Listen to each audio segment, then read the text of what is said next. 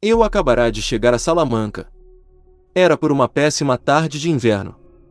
Nevara sobre a cidade das serenatas, e as ruas estavam transformadas em verdadeiros lamaçais. Carregado num veículo que 6 mulas arrastavam penosamente, pude, afinal, apresentar-me no domicílio do meu amigo Dom Pedro Miguel Carranza, que gentilmente me oferecia hospitalidade. Há 20 anos, talvez, não nos víamos. Éramos, então, estudantes, em Paris. Um pouco mais velho do que eu, Pedro tomara sobre mim uma certa ascendência, e, enquanto nos apertávamos num fraternal abraço, eu me recordava das suas repreensões quando eu levava uma vida desregrada, esbanjando a minha modesta fortuna com qualquer sedutora figura. Achei-o bem mudado. O seu rosto moreno e fino conservava a mesma graça orgulhosa, mas o seu comprido corpo curvara-se e os cabelos embranquecidos davam-lhe, prematuramente, a aparência de um velho. Que a casa dos meus antepassados te seja agradável, exclamou, apertando-me as mãos. É como se estivesses na tua casa. Vamos a nós tratar de ressuscitar aqui um pouco da nossa juventude. Confesso que este último desejo me parecia impossível. A residência em que me introduzira Dom Pedro não era feita, por mais que ele quisesse, para evocar um tempo risonho, delicioso. O grandioso vestíbulo, o imenso e tenebroso salão, certos recantos misteriosos, entrevistos ao passar, em companhia do dono da casa, e extrema gravidade dos empregados, tudo isto me produzia uma impressão de tédio úmido e de glacial melancolia, de que não me era dado livrar-me. Esta impressão transformou-se em verdadeira angústia quando Dom Pedro me apresentou a mulher e a filha. A senhora Carranza mostrava ter sido bela, mas não lhe restavam, dos seus encantos, senão um triste ar de majestade e um sorriso apagado. Quanto à senhorita, pude dar-lhe, apenas, um rápido olhar. Conservara-se na penumbra. Distingui uma forma esbelta, mas não vi a fisionomia, nem as mãos. E conversamos. E eu vim a saber, no correr dessa palestra desanimada, que Dom Pedro Miguel Carranza sofria, há anos, de uma incurável neurastenia, que a sua mulher não coubera uma vida melhor, e que a sua filha Maria ia fenecendo aos poucos. Que estranho fado pesava sobre eles! O meu amigo nada sabia, e como eu timidamente insinuasse que talvez aquela velha mansão fosse a causa do nervosismo doentio dos seus habitantes, Dom Carranza me disse, com uma tal entonação, a antiga casa dos Carranza não pode ser a causa de nenhum mal, que resolvi não mais insistir. Ainda tive ânimo para aconselhar algumas viagens. Um lacaio veio avisar-nos de que o jantar estava servido. As lâmpadas continuavam apagadas. A senhorita Maria, cujo semblante ainda não me fora possível ver, recolhera-se. O pai explicou que ela não podia ficar levantada depois das 6 horas e caminhamos para a sala de jantar Pedro, a mulher e eu, como espectros. O jantar foi silencioso. 2 candelabros, de 3 ramos cada um, eram toda a iluminação da sala, onde poderiam servir-se, sem dificuldade, 80 pessoas. Cada um de nós seguia os próprios pensamentos. Os meus iam muito longe, aos horizontes primaveris de Portugal, que me atraíam com uma força invencível. Mas Dom Miguel interrompeu, bruscamente, o meu agradável sonho. És medroso? Perguntou-me. Não, por quê? Oh, por nada. Perguntei, por que perguntaste? É que, às vezes, quando se dorme num quarto que não nos é familiar, ora. Estou habituado a viajar, aos quartos de hotel. E nunca tive o menor receio. Os donos da casa levantaram-se um empregado, tomando de uma lâmpada, convidou-me a segui-lo. Beijei a mão senhora, apertei-a de meu amigo, que me desejou boa noite, com um tom singular, olhando-me com uma ternura que me comoveu no momento. Mas, ao alcançar a porta do meu quarto, já não me lembrava disso na verdade, não era um quarto, mas um dormitório, pelas proporções.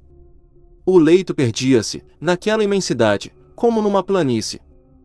Era quase uma caminhada para chegar à janela que dava para uma praça onde a Catedral de Salamanca erguia-se, maciça, sob um céu de raras estrelas.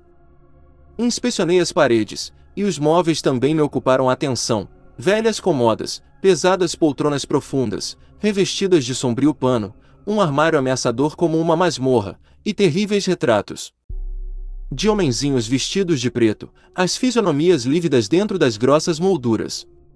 Voltou-me à mente a frase de Dom Pedro Miguel: "És medroso?" Já me sentia mentalmente intimidado. Eram, apenas, 7 horas da noite. Nunca eu me deitara tão cedo, mas a ideia de só ter por companheiro contemporâneos de Filipe II não me animava a procurar uma distração antes de dormir. Afinal, pensei, vou tratar de dormir. Certamente, não terei maiores pesadelos dormindo do que acordado. Despi-me então, e meti-me debaixo das cobertas. Apaguei a vela. Fechei os olhos. Mas eu não pensara nos 1000 ruídos que vinham agora encher meus ouvidos: passos no sonoro corredor, um render de fechaduras, corridas de ratos, gemidos do vento, latidos de cães. Tudo isso era natural, mas por que eu inquietava tanto? Agitava-me sem cessar no leito, virava o travesseiro. 8 horas, 9 horas soaram no relógio da catedral e eu não conseguia adormecer. De repente, sentei-me na cama, alarmado. Tinham virado suavemente, muito suavemente, o trinco da porta do meu quarto. Eu tinha absoluta certeza de não estar sonhando, pois via, no fundo do quarto, a janela que dava para a praça, e agarrara mesmo a minha caixa de fósforos. Mas não tive tempo de acender a luz. A porta entreabriu-se e eu distingui um vulto branco, que veio até a minha cama, agitando guizos, e rápido desapareceu nas trevas. "Quem está aí?" perguntei. Não houve resposta. Repeti a pergunta, num tom que me esforçava por tornar divertido. "Quem está aí? Quem é quem vem visitar-me?" Os guizos mexeram-se. Faziam um ruído fraco, mas a sua música era acompanhada por uns risinhos secos, que, confesso, naquelas circunstâncias, não me agradavam muito. Não me achava com disposição para brincadeiras. A minha única arma era o travesseiro. Acendi a vela e olhei. O vulto branco sentara-se numa poltrona, sob um dos retratos antigos.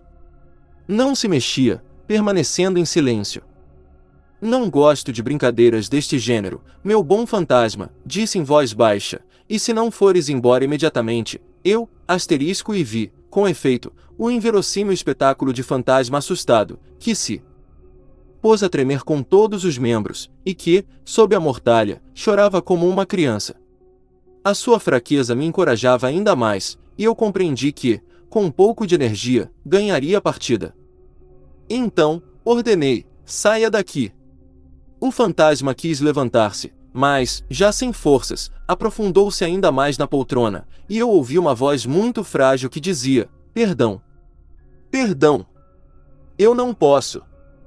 Agora, já era demais. Era preciso que o vivo fosse em auxílio do morto. Levantei-me e fui até a poltrona para dar ânimo ao infeliz. Ergui o véu que o asfixiava e apareceu, então, aos meus olhos, um pálido, lívido semblante de moça que só sabia murmurar: "Perdão." Enganei-me de quarto, na verdade, senhorita, disse eu já perfeitamente calmo. "Quem quer que seja, princesa ou criada, acho singular este modo proceder. A senhora obriga-me a ser ridículo. Está vendo um cavalheiro em pijama, que quase a trata com a maior brutalidade. É certo que a sua situação pseudo-fantasma não é menos divertida. E é esta igualdade no ridículo que produz a minha indulgência. Agora, só me falta chamar Dom Pedro." A minha curiosa desconhecida estremeceu, e suplicou: "Oh, não. Rogo-lhe, não chame o meu pai." "Como? Trata-se da senhorita Maria Carranza?" "Sim." "Mas, então..." Afinal, depois de muitos suspiros, a jovem resolveu explicar-se: "Não me julgue louca, senhor estrangeiro, e não pense que eu tive a intenção de pregar-lhe uma peça. Sou muito infeliz, e procuro deste modo, não divertir-me, o que seria uma tolice, mas dar um fim ao meu tormento. Imagine que eu vivo nesta casa cheia de mofo desde o dia em que nasci, que nunca saio, nem para uma festa, nem para um passeio, sendo a minha única distração ir à catedral, que fica a 100 passos da nossa residência. Que será de mim, meu senhor? Morro de tédio, numa palavra. Se o senhor teve, há pouco, a comédia do fantasma que se encontra mal, É porque sou muito nervosa, e a menor emoção me aflige. Muito bem, senhorita, mas isso não me explica um pouco de paciência. Pedi aos meus pais que me retirassem desta casa. O doutor disse-lhes que eu estava morrendo aos poucos. Gastei sorrisos e lágrimas para convencê-los, trabalho inútil. O meu pai nasceu aqui, e daqui não quer sair. O senhor pôde julgar por si mesmo do estado da saúde dele. Precisa de ar, de sol. Então, esgotadas a minha energia e a minha astúcia, pensei que, se pudesse intimidá-lo, se conseguisse convencê-lo de que os seus próprios antepassados é que lhe aconselhavam abandonar este maldito lugar, talvez ele obedecesse ao medo e aos avisos do além-túmulo. Acha-se debilitado e, portanto, muito crédulo. E há um mês, todas as noites disfarçada como o senhor vê, representa o fantasma de Dona Seráfita, filha de Felipe Benito Carranza Virtus, escudeiro do rei Felipe IV, morto de consunção, nesta casa. No dia 15 de fevereiro de 1644. Entro no quarto de meus pais e gemo, entre duas sacudidelas de guizo, digo num tom lúgubre: Dom Pedro Miguel, fuja deste sepulcro assombrado pelos mortos, onde o destino que cortou a flor de minha juventude abater-vos-á em plena madureza. E acha que seu pai cederá? A jovem teve um momento de hesitação. Pelo menos, eu espero, mas desejaria que fosse sem demora, pois o senhor não pode imaginar como me fatiga fazer alma do outro mundo todas as noites. Mas eu duvido, exclamei. E calei-me. Os meus olhos, que a pouco e pouco se haviam habituado à penumbra, distinguiam os traços encantadores de uma fisionomia juvenil emoldurada em cabelos louros, e tão lívida que se diria uma rosa branca.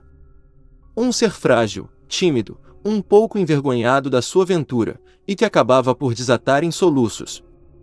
Permaneceu assim, ao meu lado, durante um espaço de tempo cuja duração não me foi possível apreciar, mas que me pareceu muito curto. Esforcei-me por dar-lhe algum consolo, secando-lhe as lágrimas, prometendo intervir junto aos pais para apressar a sua libertação. Dia sorriu, estendeu-me as mãos requeimantes, e, sempre um pouco receosa, retirou-se, pedindo-me mais uma vez. Dormiste bem? Indagou de manhã, quando nos achamos todos reunidos na sala de jantar, Dom Pedro Miguel, ansioso por ouvir as minhas palavras. Sim e não, respondi-lhe. Sim, da meia-noite ao dia, e não, das 9 horas à meia-noite. Que foi que aconteceu? Fingia-se surpreso, mas a sua palidez é prova de que temia as minhas explicações. Podes imaginar, ele veio? Sim. Ele não deixou de vir. É horrível. Horrível, não digo. É um exagero, mas é perturbador, não há dúvida. Devo confessar-te que te deixáramos, eu e a minha mulher, o nosso quarto, pensando que ele não ousaria aparecer, pois, ousou. Não sabemos como exprimir-te, para mim, meu amigo, isso não tem importância, mas receio que para vocês dois sejam bem penosas essas manifestações da vontade do além. Dom Pedro Miguel tornará-se sombrio. A mulher tremia de medo, lembrando-se das noites assombradas. Nem tocaram na ligeira refeição que nos fora servida. Quando eu terminei o meu café com leite, Dom Pedro, cada vez mais furioso, ergueu-se da mesa e exclamou: "E, apesar de tudo, não sairemos desta casa. Aqui nasci, aqui quero morrer." Neste momento, a jovem Maria entrava na sala. A vontade paterna, expressa naqueles termos, atingiu-a como uma martelada na fronte. Olhou-me desesperada.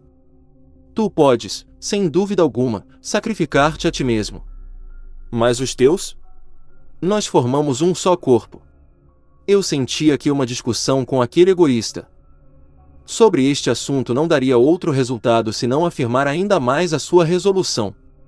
Por teimosia, por amor próprio, não queria ceder, principalmente na minha presença. Fiz-lhe, então, outra proposta. E se eu os livrasse do fantasma? Tu? O senhor? Exclamou, ansiosa, a dona da casa. Sim, se quiserem.